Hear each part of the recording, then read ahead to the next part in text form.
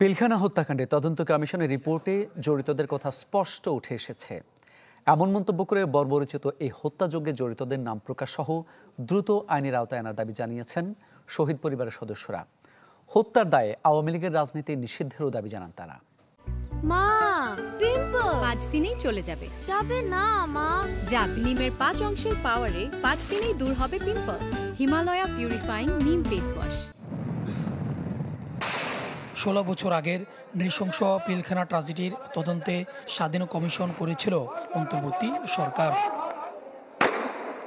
রোববার প্রধান উপদেষ্টার কাছে প্রতিবেদন জমা দেয় কমিশন, যেখানে দাবি করা হয় পরিকল্পিত এই হত্যাকাণ্ডে দলগতভাবে জড়িত ছিল আওয়ামী লীগ।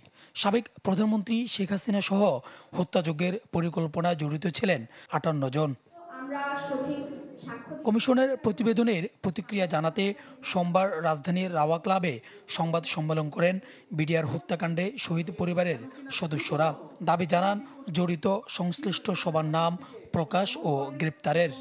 সামরিক এবং বেসামরিক সকলকে যেন অ্যারেস্ট ওয়ারেন্ট জারি করা হয় এবং তাদের যেন অ্যারেস্ট হয়। এই দেশের মানুষ একেবারে সুনির্দিষ্ট করে বলবে যে আওয়ামী লীগ এই হত্যাকাণ্ড করেছে, শেখ হাসিনা এই হত্যাকাণ্ড করেছে, ভারতের সাথে জড়িত ছিল।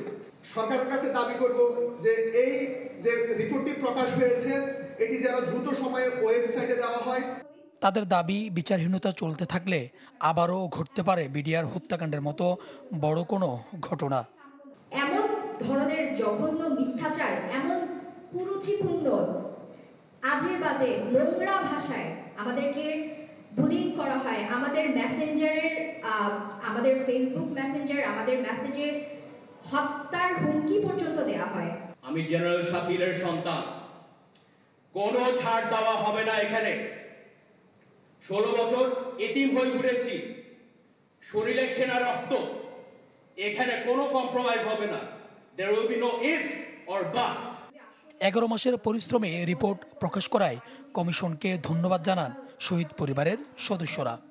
সরকার এই জিনিস রিপোর্টটাকে পাবলিক করবে, তখন আপনারা আসলে আমাদের পাশে দাঁড়াবেন।